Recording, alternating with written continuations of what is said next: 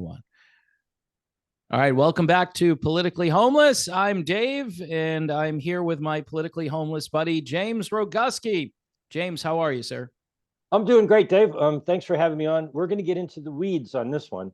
All right. So everybody, put your seatbelt on and crank up, do whatever it is you do to get your brain working. Grab the popcorn. Grab the popcorn.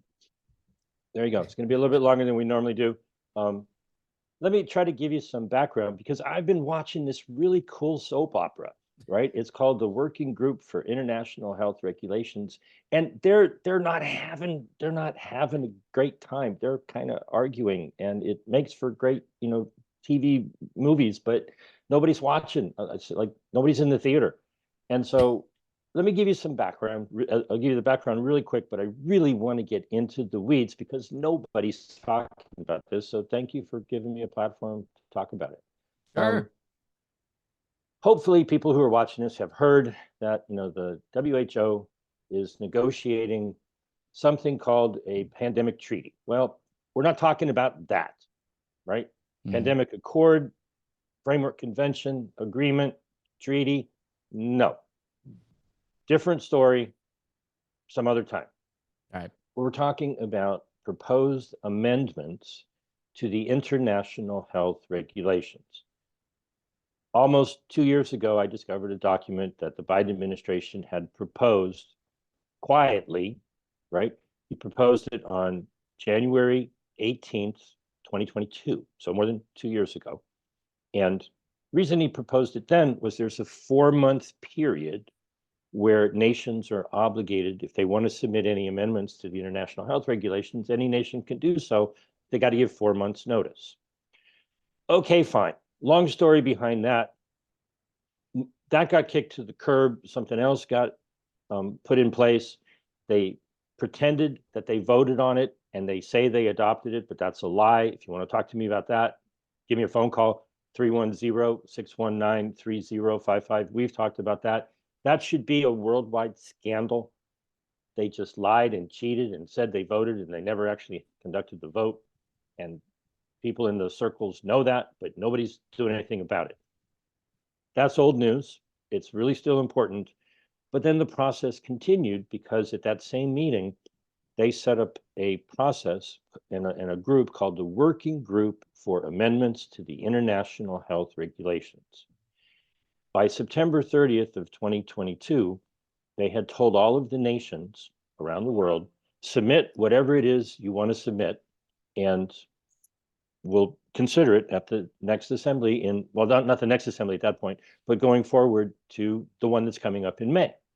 And so the problem is that they've been keeping those primarily secret. The initially submitted amendments were made public more than a year ago in December of 2022, but they've been holding secret negotiations ever since then. And they've never shown any new version or any such thing. And we're left to deal with a pile of amendments that is overwhelming. And so what we're going to do here is talk about just one set of changes from one nation. You're all up on all of the information about Bangladesh, right, Dave? We're going to be talking about Bangladesh. And so maybe that's the title for the video. Yep. What does Bangladesh want? Okay.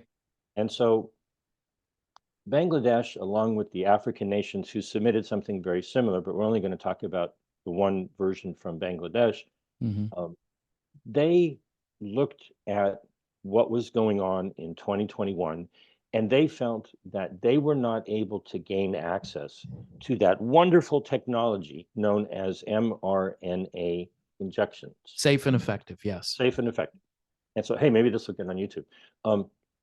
And so they proposed changes to the international health regulations to set up a means of equitable distribution for pandemic-related products. Now, if people were paying attention, nations like Canada and the European Union bought up 10 times what they needed. They got contracts, giving away billions of dollars to, Pfizer, Moderna, and so forth. And so as the production was ramping up, everybody scrambled to, gain access to this wonderful technology, and there wasn't enough to go around. And that's the reason why these negotiations are happening. Equitable distribution of pandemic-related products. Now, if those jabs were life-saving, just imagine in your mind if you could, then you could understand the argument. Hey, these rich nations have this stuff that's saving lives, and we can't get any of it. Our people are dying. If that assumption was true, then these negotiations would make sense. But unfortunately, that's a false assumption. But they haven't recognized that. They won't recognize that. And what we're dealing with here is a trade dispute. And I'm going to share my screen. And what this is just the Bangladesh section of 197 pages of proposed amendments to the international health regulations, all the way back from September 30th of 2022. Now, hopefully you can see PDF here, sharing the Bangladesh section with everyone. Yes. Okay. And so they submitted quite a number of things. You can see that this is their official document from the permanent mission, Bangladesh. It's got their seal on it, September 30th, 2022. We're going to skip down to their essential solution. They didn't make too many changes. They changed the definition, they changed the scope, and Article 13A, the WHO-led international public health response. That should scare you right out of the gate, but there you go. Okay. Yeah. We're gonna skip over these and come back to them, but we're trying to get down here to, oops, went too fast. New Article 13A. Dave, I'm going to ask you for your opinion whenever I'm done reading these. Okay. So new Article 13A, WHO-led international public health response. States parties recognize the WHO as the guidance and coordinating authority of international public health response during public health emergency of international concern, and undertake to follow WHO's recommendations in their international public health response. Turn it over to the peanut gallery. Any comments on that? Yeah, that looks a little authoritarian to me. Just it seems a little bit strongly worded, whereas we're going to rely on the WHO as our guiding light when it comes to matters of health and pandemics. So yeah, it doesn't look too good. All right, so I'm going to add a couple of things here. States parties as opposed to member nations, because there's 194 members, nations in the WHO, but there are two nations, Liechtenstein and the Vatican, that are not members of the WHO, but they did sign on to the international health regulations. So there's actually 196 states parties, 194 members and 2 non-members, okay? The Public Health Emergency of International Concern, PHEIC, or FAKE. So when the Director General of the WHO declares that there's a fake, then he and the WHO are seen as the authority. So you get to, put yourself in that position. You get to say there's an emergency, so I'm in charge now. Yeah. Okay. Yeah. Now the language is a little squishy. States parties, there's no shall in there. Right. Okay. There's no you have to. States parties will undertake to follow WHO's recommendations. Okay. Yeah. All right. Well, we're gonna bounce around here. What's the recommendation, Dave? Standing recommendation and temporary recommendation. Current The current definition is what you're looking at. Right. And Bangladesh is the nation that would seek to cross out the non-binding nature of a standing or temporary recommendation. Now, advice that is not preceded by binding or non-binding means advice. Yeah. Okay. It's a recommendation. Do you see any problems here, Dave? Well, it's very poorly worded, and I think it's perfect if you're a lawyer, I guess, because you could argue what we said wasn't really what we said, or the other way around. That's the way I'm looking at this. But I'm sure you've been over this, James, and you probably know what the real intent is here. Well, this is what's coming from Bangladesh, and you actually have to combine it with, you know what, I hate to make people dizzy, but I'm not going to do it. But if you scroll all the way down to Malaysia, because they put theirs in sideways, so people aren't going to be able to see it. Malaysia, they put it in what is landscape as opposed to portrait, and so Malaysia proposed an amendment to Article 42 that says recommendations shall be implemented. So you got to bounce around in the document. Okay. So you can see here that the authority is shifting, right? So here's where it gets wordy, and here's what nobody's really been talking about. So I'm gonna go through this until we hit some good stuff. The WHO shall carry out an assessment of the availability and affordability of the health products such as diagnostics, therapeutics, vaccines, personal protective equipment, and other tools required for responding to public health emergencies of international concern, including the potential increase in supply resulting from the surge and diversification of production. And in cases of expected shortage of supply, WHO shall develop an allocation plan for health products so as to ensure equitable access to people of all states parties. WHO shall develop an allocation plan. So they would be put in charge of logistics. Tedros was talking the other day. He's got a big logistics center in Dubai. It's got 2,000 square meters. Okay, that's a pretty big warehouse. That's a lot of stuff. Yeah, it sounds like Amazon. Yeah. A lot of stuff requires a lot of money. Right. Okay. All right. Number 3. So just to repeat, the WHO shall develop an allocation plan when they determine that there's a fake. Would you like to be in the inner circle when those contracts are flying around? Who gets to decide what gets allocated? Who gets to decide about the availability and affordability of health products? Who determines what goes into the warehouse? Where does the profit go? All these details are a little tiny bit fuzzy. Okay. Yeah. Number 3, WHO shall, in its allocation plan for health products, inter alia means, among other things, identify and prioritize the recipients of health products. Oh, they get to decide who receives them. Let that sink in, Dave. Yeah. That's not good. That's not good. Identify and prioritize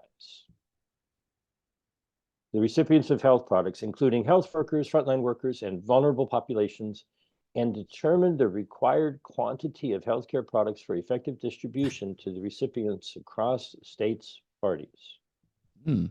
So they're just going to allocate what they think needs to be allocated to certain people, and certain other people, maybe not. Could be good, though, in a way. Ideally, if there's massive amounts of production, okay, you can call this the Oprah clause. You get a jab, and you get a jab, and you get a jab. Everybody gets a jab. Okay, that's good. But if it comes up shy, WHO decides who has priority. Are these the death panels that were associated theoretically with Obamacare? Maybe. I'm just going to read it again. Depends what they're allocating, though, James. You could be saved if they decide that in their benevolence, they're not going to send you one of these. You get a clot shot, and you get a clot shot, but you don't. Shh. We're gonna get banned. But go ahead. Okay. WHO shall, I'm going to read it again, in its allocation plan for health products, amongst other things, identify and prioritize the recipients of health products, including health workers, frontline workers, and vulnerable populations, and determine the required quantity of healthcare products for effective distribution to the recipients across states parties. Upon request of the WHO, number 4, states parties with the production capacities shall undertake measures to scale up production of health products, including through diversification of production, technology transfer, and capacity building, especially in developing countries. Wow. Okay. Pfizer and Moderna have manufacturing plants, and apparently so does the Department of Defense and all the other corporations and stuff that are ruling our lives. Yeah. They want this to be distributed around the world, and they want an equity stake in it. Mhm. They want the development of more manufacturing plants. You don't just boom build a manufacturing plant. These things have already been built throughout Africa. That's what Bill Gates is investing in, and a lot of others. Upon request of the WHO, I'm just going to read it again, pound it into your brain. States parties with the production capacities shall undertake measures to scale up production of health products, okay, through diversification in developing countries. They want technology transfer and capacity building. They want this to be built out in other nations. And you might ask yourself, well, who's going to pay for that? We'll talk about that in a little bit. Number 5, upon request of the WHO, states parties shall ensure the manufacturers within their territory supply the requested quantity of the health products to the WHO. Give us the goods. Yeah. Or to the other states parties as directed by the WHO in a timely manner in order to ensure effective implementation of the allocation plan. So the Director General gets to declare there's a fake. He gets to decide on an allocation plan. He gets to decide who gets what, and conversely, who doesn't. And he gets to tell the nations to give up their technology to developing countries and make what is needed and deliver it to the WHO or to the nation that it's needed to implement the plan that he decided. Now, Dave, Yeah. could you concoct something that is more dictatorial, totalitarian, Marxist, communist to control the means of production and distribution and logistics? Or is that pretty darn classic? I would say this is right in line with what you're talking about as far as controlling things, and because of all this wording, it implies that they're basically going to be a top-down authoritarian organization, which they've so far demonstrated that's kind of what they are. So yeah, this is right in line with what you'd expect from the WHO, unfortunately. So the WHO shall develop and maintain a database containing the details of ingredients, components, design, know-how, manufacturing process, or any other information required to facilitate manufacturing Ingredients. of products. Sorry. Sorry, that word just jumped out. You know, when they say when a word jumps out at you, you just kind of like, you highlight it. I'm getting my highlighter. I'm like, ingredients. Anyway, go forth, sir. Required for responding to the potential public health emergencies of international concern, multiple. Within 2 years of the entry into force of this provision, WHO shall develop this database for all fakes declared so far, including the diseases identified in the IHR 1969. That's a little bit of intellectual property changing hands over to the WHO. Just give us all your info. Just a little bit, all the details. It's funny, we don't have the details and they have the details. So anyway, Anyway, sorry. And number 7, a little bit boring. I'm just going to fly through it. In accordance with the provisions of these regulations, in particular 13A1, shall collaborate with other international organizations and other stakeholders Ooh, Dave, what's a stakeholder? Mm, You're some not. You're no, not. no, No, but they. I think there are some companies that are based in different places here in the United States and around the world who may be stakeholders. But They continue. have a list of about 400 organizations. My favorite one on the list is Ethiopian Airlines. Why they're a relevant stakeholder, I'll leave you to determine. There, yeah, Consistent with the provisions of FENSA, I can never remember Fensa. Yeah. the thing. It's got something to how they deal with all of these other stakeholders.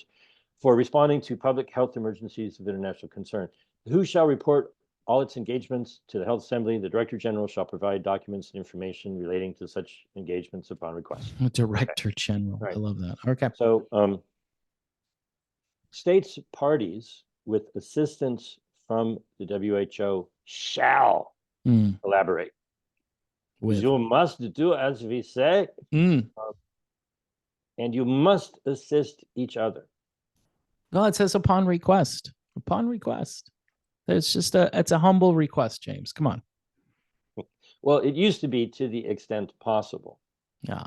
And it used to say, I love how they get rid of the language that makes more sense, but they just get rid of it because we want to make sure we're really being a little bit more authoritarian than just what people could so tolerate. the thing that we were reading before, okay, Mm, Article 13A, yeah. right? It's all in bold, and I probably should have started at the beginning. Everything that's in bold At least it's is not all branding, caps. Yeah. right, is branding new, Yeah. okay? And when you get down here, you see that this is actually just the existing Article 44 with a couple of little changes, cross out some stuff and add a few words. So it would end up reading, states parties with assistance from WHO shall collaborate with and assist each other upon request. Mm. Okay, in detection and whole bunch of other. See, that's Basically, nice. That's nice. There's nothing wrong. I mean, I don't know what okay. you're. Okay, just Well, continue. and Sorry. and and in particular, as provided in Annex 1. So what goes on with these documents is everything is cross-linked, and you got to look here and then look there. Okay. Um, Oh, they want to establish, number C, the mobilization of financial resources to facilitate implementation of their obligations under these regulations and to establish an international financial mechanism for providing financial assistance to developing countries in the development, strengthening, and maintenance of core capacities that are required under these regulations and their functioning health systems resilient to the public health emergencies. Okay. Wow. Um, In other words, they're trying to establish a slush fund. Yeah. Okay. I got it. Providing equitable access to health products such as diagnostics, therapeutics, vaccines, personal protective equipment, and other tools, PPE equipment. Yeah. yeah, Just and other PPE. tools required for responding to public health emergencies of international concern to frontline workers, vulnerable populations, and general population of all countries in order, as well as in prioritizing access to such health products for health workers of all countries in rolling out distribution plans. Well, let me scroll down here a little bit more.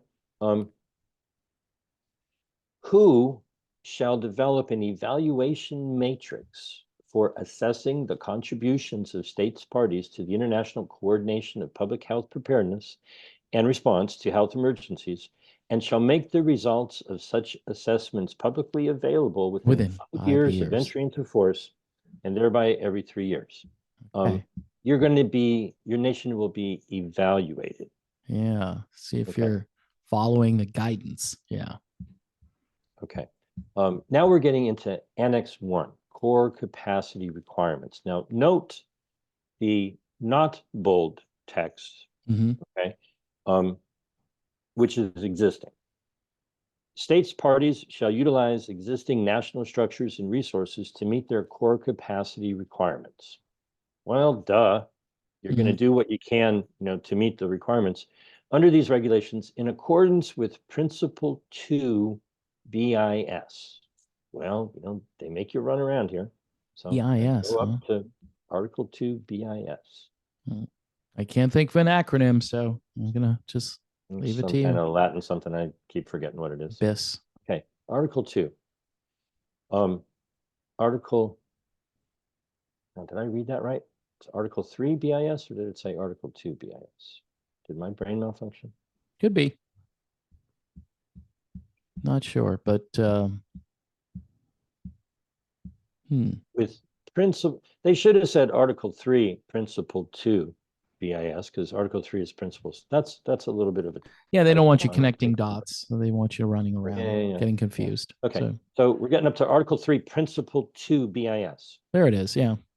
The states parties shall develop and maintain capacities to implement the regulations in accordance with their common but differentiated responsibilities and respective capabilities. CBDR-RC. This is actually an important something that they really, really want, and it comes from climate change negotiations. Okay. The idea behind this in climate change is, well, nations with large economies that burn a lot of, oil and gas, they create a lot of carbon. So they have respective capabilities, they have more money, so they have different responsibilities. Everybody's not treated equally. You're treated maybe proportionally, right? If you've got more, you got to give more. And if you need more, you got to get more. So the CBDR-RC, availability of international financial assistance and shared technological resources. And in this regard, primary preference shall be given to the establishment of functioning public health systems resilient to the public health emergencies. So build out your healthcare systems based on fear. Yeah. Well, that's establish we've already done public that. health systems resilient to the public health emergencies. Yeah. That's a core principle that governs the international health regulations. You have to develop capacities to handle emergencies. Now, if you got to take money away from heart disease and stroke and cancer and diabetes and leukemia and sudden death and other things. There's no sudden death. What are you talking about? Everybody's healthy. All right, go on. Hey, did you not watch the Super Bowl? You're talking about the overtime? There you go. Go okay. ahead.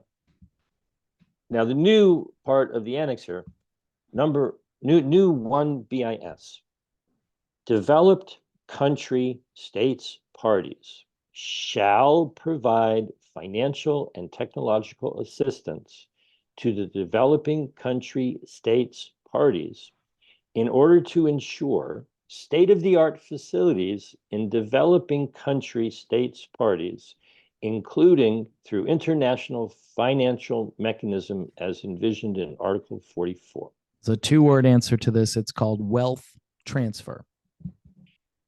Now, they don't have a list of developed nations and developing nations. So one has to look around and they don't even reference, we're using somebody else's list, a United Nations list or whatever.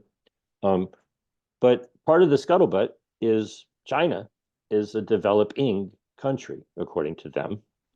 Now, it remains to be seen, who is on which side of the WHO's list here.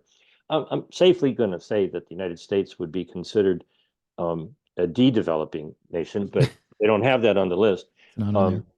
So this is the battle. Okay, this is what they're arguing about. The developed country states parties shall provide financial and technological assistance to the developing country states parties in order to ensure state-of-the-art facilities in developing country states parties, including through international financial mechanism as envisioned in Article 44. Go back up here to Article 44. Okay. Most of Article 44, well, not most of it, but a good part of it has already been there. But they're envisioning, and again, we went through this a little bit, shall collaborate, okay? And so the mobilization of financial resources to facilitate implementation of their obligations under these regulations and to establish an international financial mechanism for providing financial assistance to developing countries in the development, strengthening, and maintenance of core capacities required under these regulations and functioning health systems, right? And we read this before. And so the point behind all of this, Dave, is follow the freaking money. Yeah. In these negotiations for more than a year now, the group that is in charge of this, the Bureau, and the Secretariat, that is the bureaucracy in the WHO, have ignored those amendments, those proposed amendments. They really haven't gotten to the point where they've talked about it, even though what we just talked about is the reason why the nations called for a rewrite, if you will, of the international health regulations. They were upset that Canada and the United States and the EU and everybody else, bought up all the wonderful jabs, and they didn't get what they felt was their fair share, which is true. They should be counting their blessings, and they should walk away from the table and go, hey, we didn't dodge any bullets. They dodged a bunch of needles. But Same thing. Yeah. they want access, and they want that capacity to be built out in their nations. Now, the pharmaceutical companies don't want to give up their intellectual property. And the question everybody should be asking, and maybe this is the title of the video, how much is all this going to cost us? Yeah.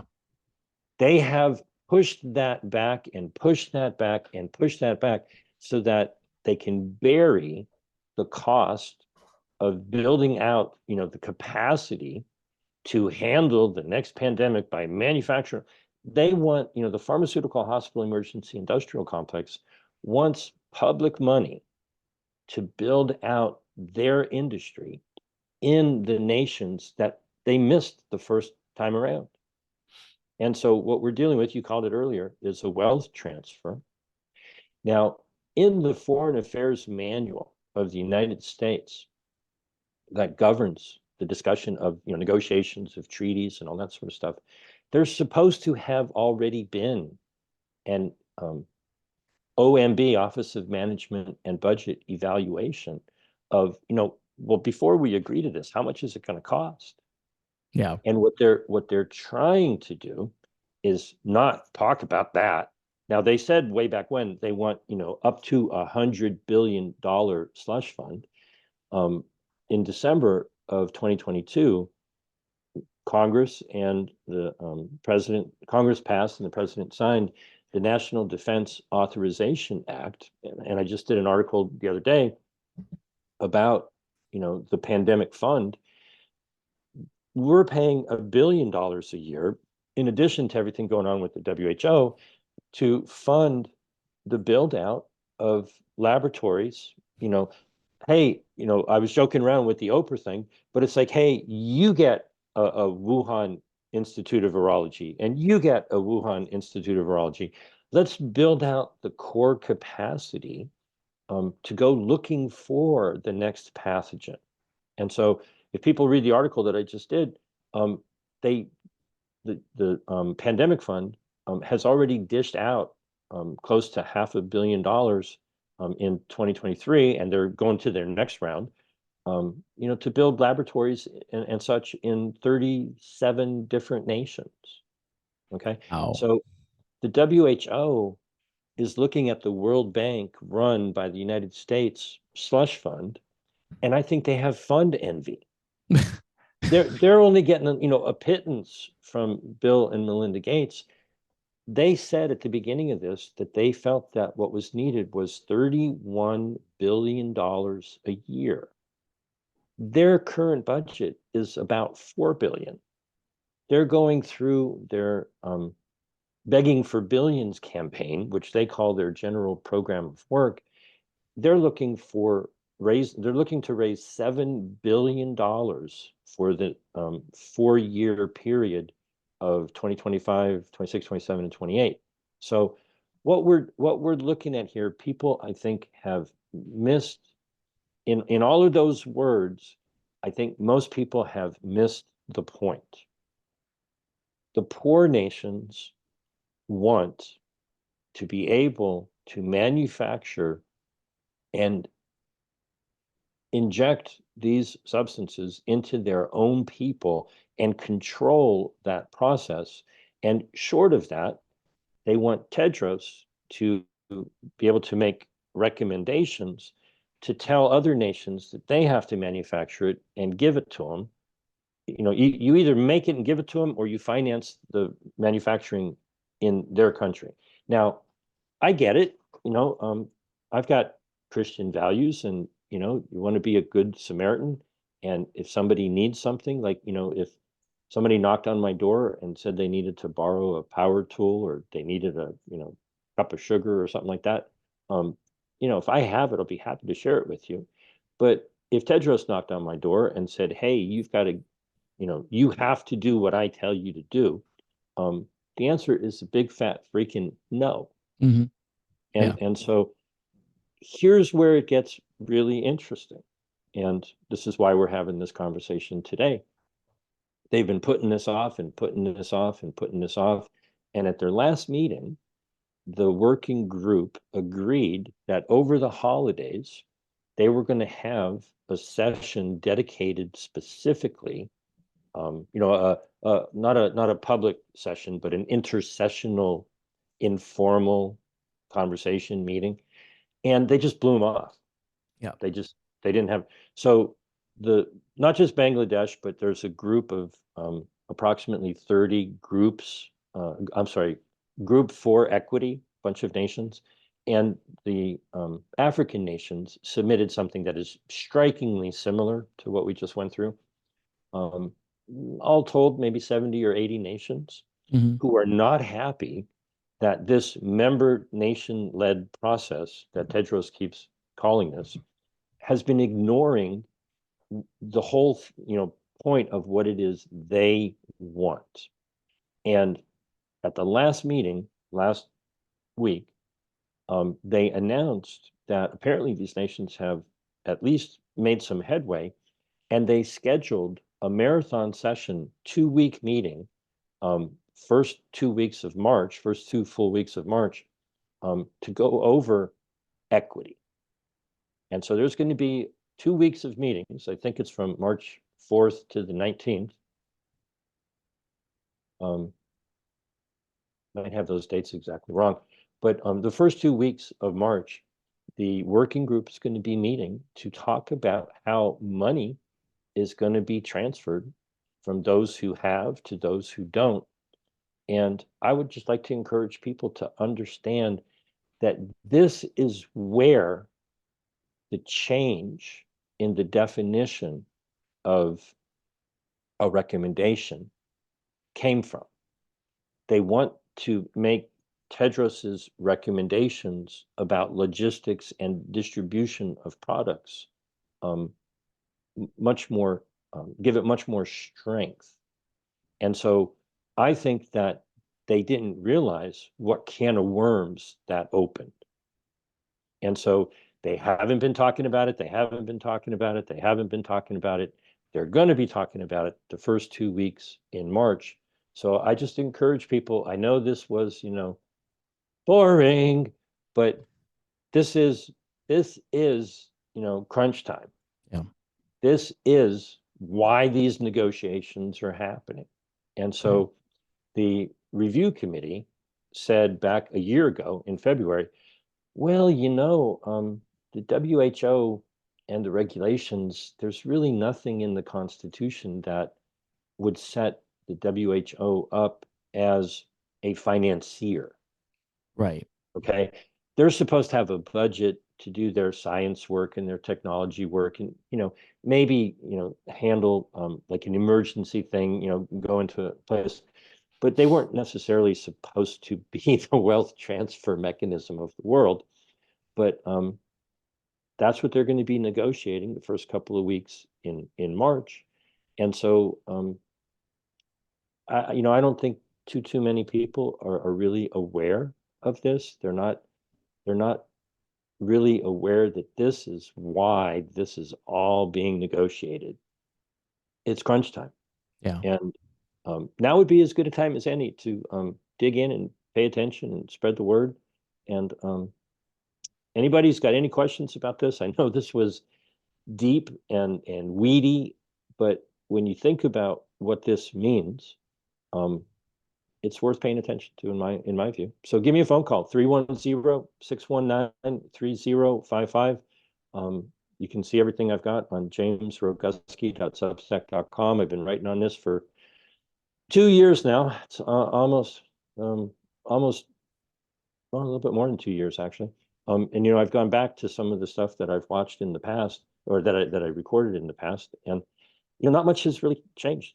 This is what they've been arguing about this whole time. Yeah. And pay attention, people. Right. Now would be a really good time to wake up, pay attention, spread the word. Okay. So spread the word, pay attention. Any other action points, James? Is this something that we need to get our representatives here involved with?